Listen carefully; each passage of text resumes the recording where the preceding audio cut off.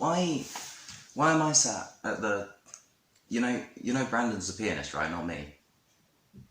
Fine, whatever. Wait, what's his name?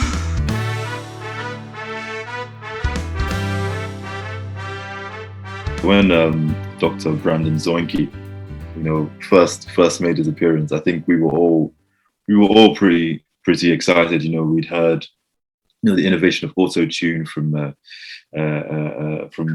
2000s, and now we're coming into an era where we're looking for the next bit of innovation. TikTok's blowing up.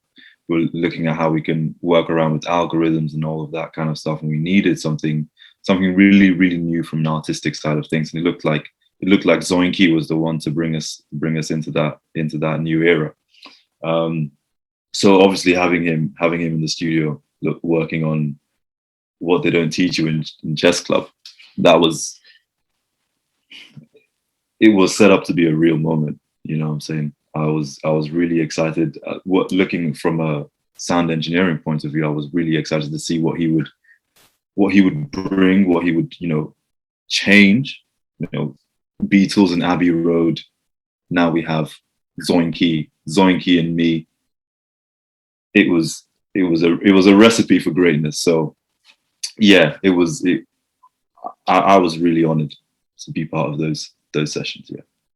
When I first met Brandon, honestly, I didn't know what to think entirely. But yeah, believe me, when I heard his music, it absolutely blew me away. Like, it was nuts. And to think like that came from some like extraterrestrial thing. What The first time I saw Brandon he was performing at this gig, and at the time Leo was also a solo act, but Brandon was opening for him. And if I'm going to be honest, I thought Brandon was better. Is Leo going to see this? Can you just cut this part out? Okay. Yeah, anyway, so his lyrics were just like poetry. And I'm pretty certain That Time I Bought You Coffee, that song he wrote, which is called That Time I Bought You a Coffee, was about me.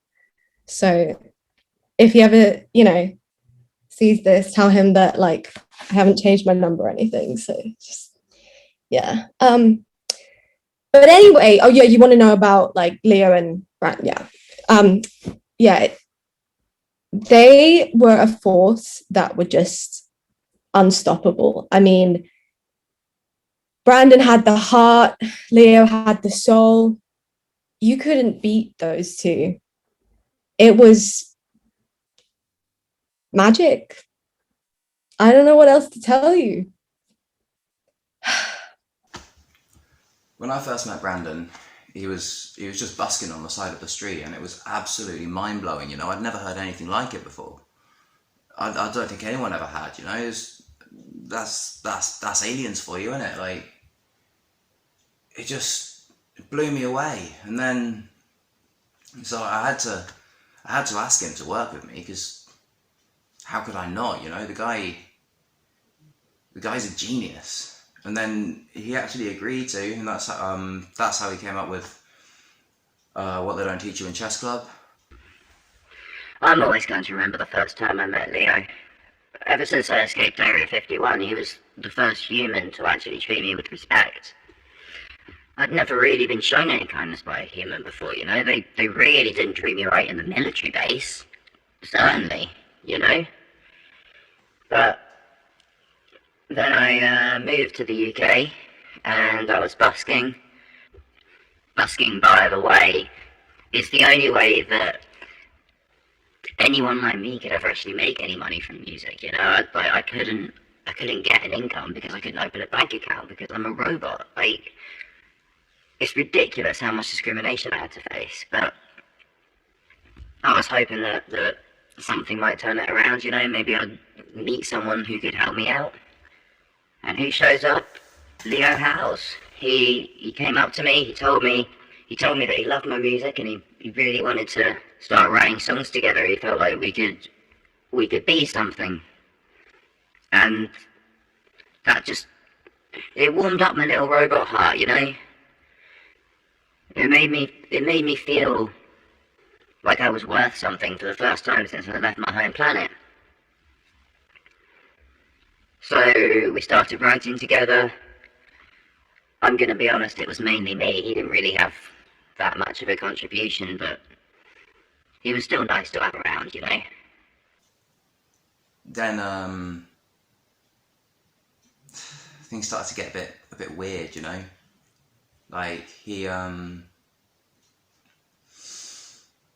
was never really around, you know. He wasn't really there for me as a friend. He was just off with whatever girl he met that day, and yeah, and then the songwriting royalties thing, you know. And I'm not proud of it, but you know, what are you gonna do? Like, he's a robot. They don't have intellectual property rights. Typical for the music industry, really. People have this argument all the time. But I think what was specifically interesting about this one was one of them is a robot. You know, Zoinky's a robot. So technically, where does his rights lie? You know, I watched an episode of Star Trek recently where I saw Dr. Jean-Luc Picard arguing for the rights of Dr. Data. You know, so we have a blueprint of how this kind of hearing could have gone. But I guess maybe Leo hadn't seen that episode, and maybe he wasn't familiar with the law in that sense, and it wasn't his position to fight for it. I think on his part, maybe he could have gotten extra lawyers involved, found someone, you know, spoken to maybe the writer of that Star Trek episode. Who knows? I mean, I don't know. Can extraterrestrials get lawyers? I don't know.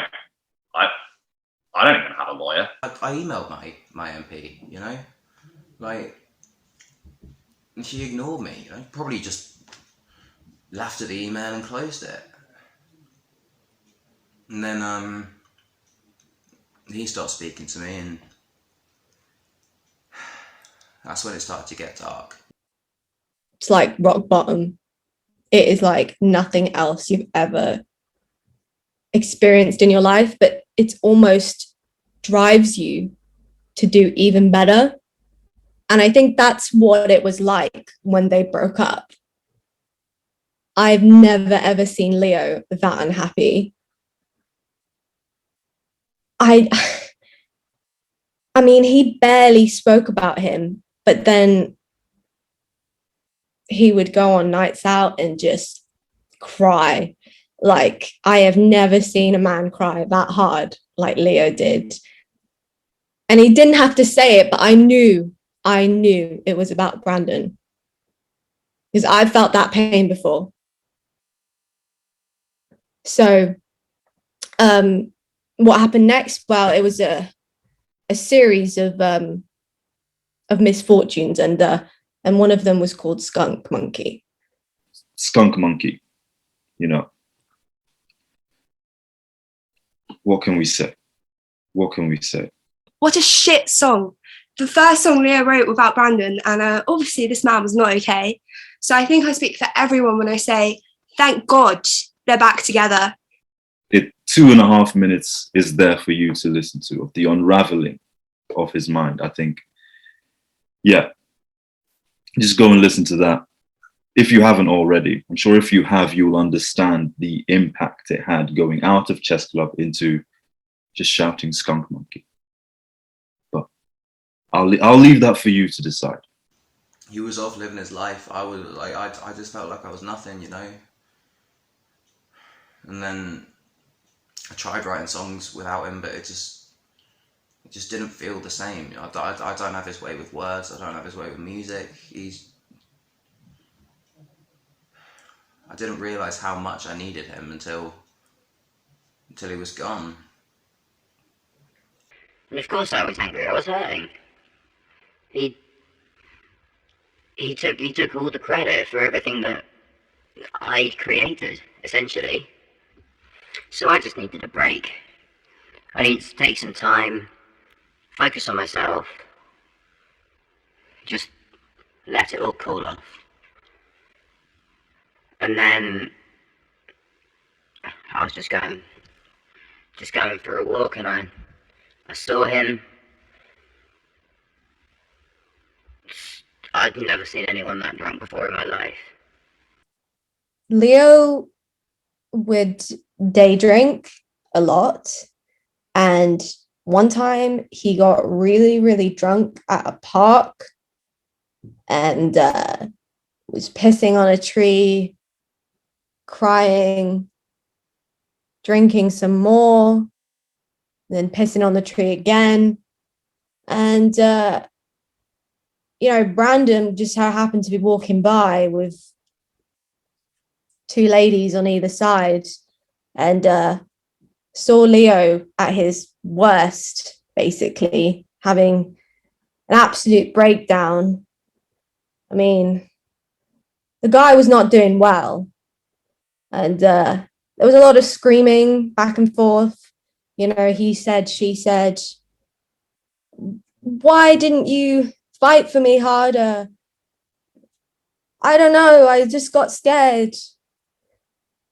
All this about who deserves more rights and who has more privilege. Eventually, Brandon could see the pitifulness of Leo, begging on his knees to take him back, to bring him back to the band that they once had. And Brandon was like, yeah, all right. I'm really glad they're back together, like back working together. But I mean, if you listen to some of the lyrics, it's pretty obvious that there's still like a bit of tension there, maybe, like, I mean, I'm not one to say, obviously, I mean, it's art, that the lyrics could mean anything, but I think it's pretty obvious there's still a bit of beef between the two of them. But yeah, who knows? So then we started writing songs together again. We started writing the Ballad of Chad. That was the first one. And yeah, I'm gonna be honest, there were parts of it that were about him. He really hurt me, and I'm not just gonna let that go. It's Zoinky taking shots. He's straight, he didn't hold back. You could tell this is probably one of the first songs. They came back and, he had to get some stuff out off his chest, Zoinky. So he said, I'm going to lay this one out in the Ballad of Chad. We can come back after this, but I'm going to say my piece right here. This is about you, Leo Howse. I personally ecstatic about this news. The robot, the man, back together. When they sent me Elvis Went to Vegas, one of their first songs that they've written together again, it made me think how their relationship's changed since they've got back together. It's not love songs anymore. This is a song about sellouts, people thinking they're going to make it. And can't help but think, it feels like Brandon's written this song and he's kind of letting out his feelings towards Leo, and he's kind of making him sing it like his old monkey. Now we have Orpheus, which is a masterpiece, one of their best works. And like I said before, you have to be at your lowest to create magic. That's why I think they needed that time apart so that they could create magic. I don't know if you've heard the song, which you should hear the song, because I felt enlightened when I first heard it.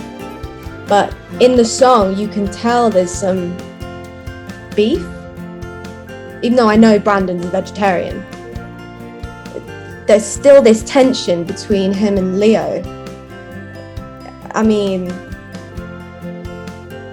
you can tell that Brandon is the Eurydice in this story.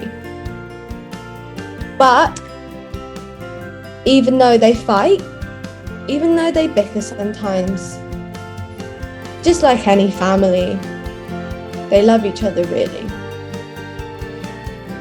A little too much sometimes. I think as long as the fans get that collaboration, I think they'll be happy. My favorite in the EP is Sergeant Pepper, Sergeant Pepper PhD. You know, I working on that was an absolute gem. I love the music. I love the arrangement of it. It's coming back. It really takes me back to Chess Club, and I think that's what I love the most about it. But you can really see the grittier side.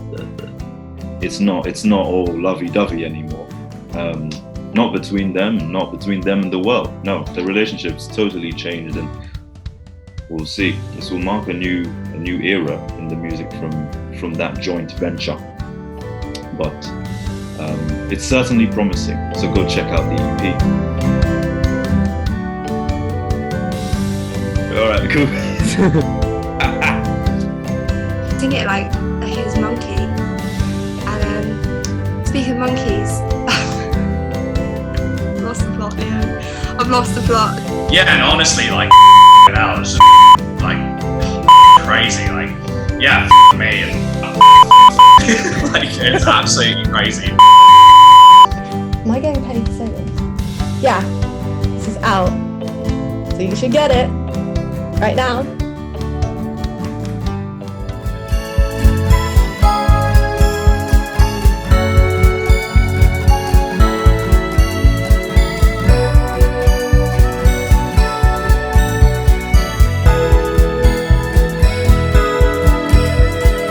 I can still remember that time I brought you coffee. It was a vegan cappuccino. You kissed me on the green. When you held me in your arms, I watched every sorry I've ever felt roll away from me.